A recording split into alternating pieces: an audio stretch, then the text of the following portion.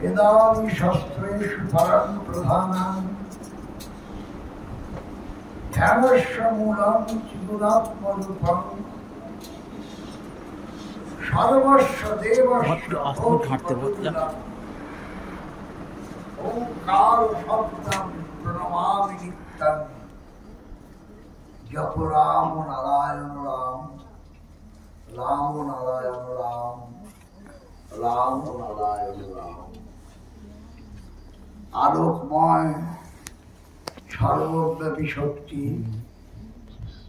इहकाल और परकालेर कांडारी परमाराध्य जन्मसिद्ध ठाकुर श्री श्री भारत ब्रह्मचारी महाराजेर श्री चरण जुगले शतकोटी प्रणाम एवं तारी मनोनीत एकमात्र यूनिभार्स प्रेसिडेंट एवं सन्तान दलेर प्रथम सभापति ठाकुरेर सभापति जाके देवतार ज्ञाने आमादेर भक्ति श्रद्धा करते बलेछेन सेई देवपम श्रद्धेय आचार्य महाशय श्री चरण जुगले शतकोटी प्रणाम। आपनारा सबाई जानेन যারা আমার সঙ্গে দীর্ঘ ৪৮ বছর থেকে ৫০ বছর ধরে যারা যুক্ত আছেন, ১৯৯৩ সালের পরে আমি কোথাও কোনো বক্তব্য রাখি না। ১৯৭৪ সাল থেকে ১৯৯৩ সাল পর্যন্ত গ্রামে গঞ্জে মাঠে ময়দানে শহরে প্রান্তে ও প্রান্তে আমরা ছুটে বেরিয়েছি এই বেদের বাণী নিয়ে।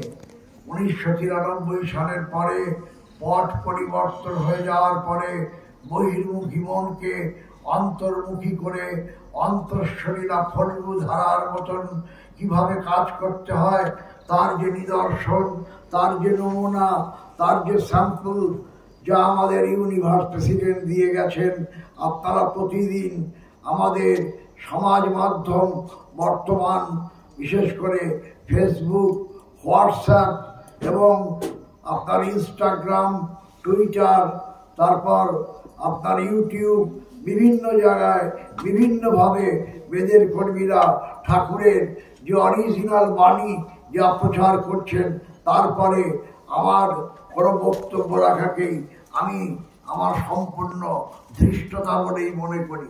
তবু সংগঠনের একজন সৈনিক হিসেবে নলডুবি মান্দারণ উপসমিতি যখন তাদের অনুষ্ঠান সূচিতে আমার নাম নথিভুক্ত করেছেন কিছু আপনাদের সামনে বলবার জন্যে, সেই হেতু আমাকে দু চারটি প্রাণের স্বতঃস্ফূর্ত কথা বলতেই হয় অ্যাজ এ সৈনিক হিসেবে।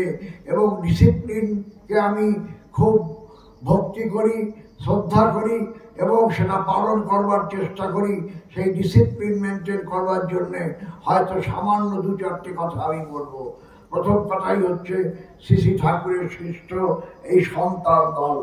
সন্তান দলটা কি? সন্তান দল বলতে কি বোঝায়? সন্তান দল বলতে কোনো বিশেষ সংগঠনের বিশেষ কয়েকজন সভ্য সরকারকে বোঝাচ্ছে না। সূর্যের ঔরসে পৃথিবীর গর্ভজাত সকল সন্তানকে নিয়েই সন্তান দল। এই বিশ্ব শুদ্ধ জগৎ শুদ্ধই এই দলভুক্ত। কাল আমি আমার বন্ধু, আমার জামাইকে আমি আমার বন্ধু হিসেবে গ্রহণ করেছি।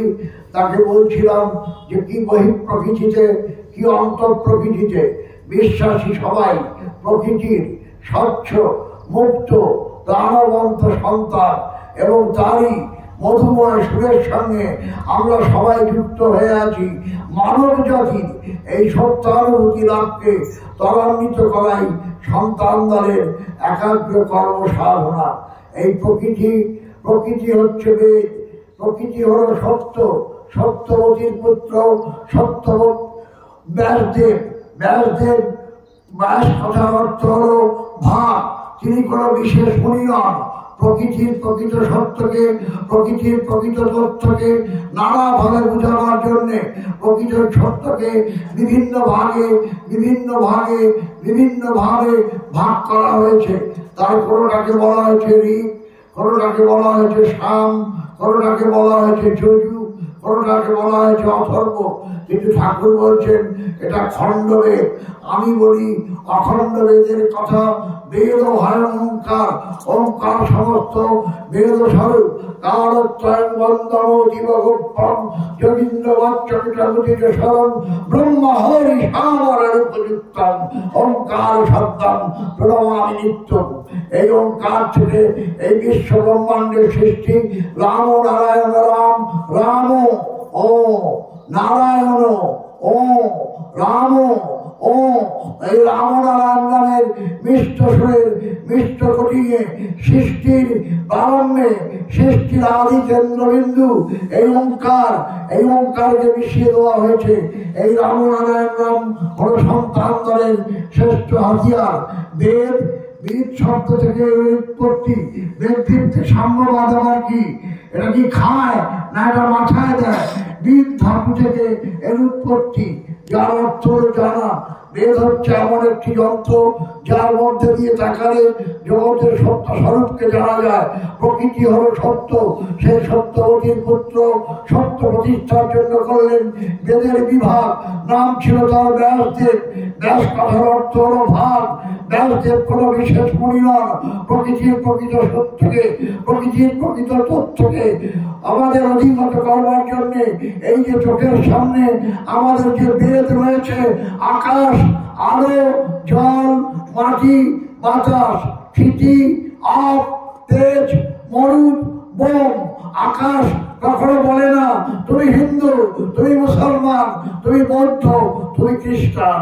জল সে কখনো বলে না তুমি হিন্দু, তুমি মুসলমান, তুমি বৌদ্ধ, তুমি খ্রিস্টান, তুমি ব্রাহ্মণ, তুমি ক্ষত্রিয়, তুমি বৈশ্য, তুমি শূদ্র, তুমি আউল, বাউল, সাই, দরবেশ, গণপত্য, রানাপত্য, এই সমস্ত ভাগাভাগি বেদ কখনো করে না।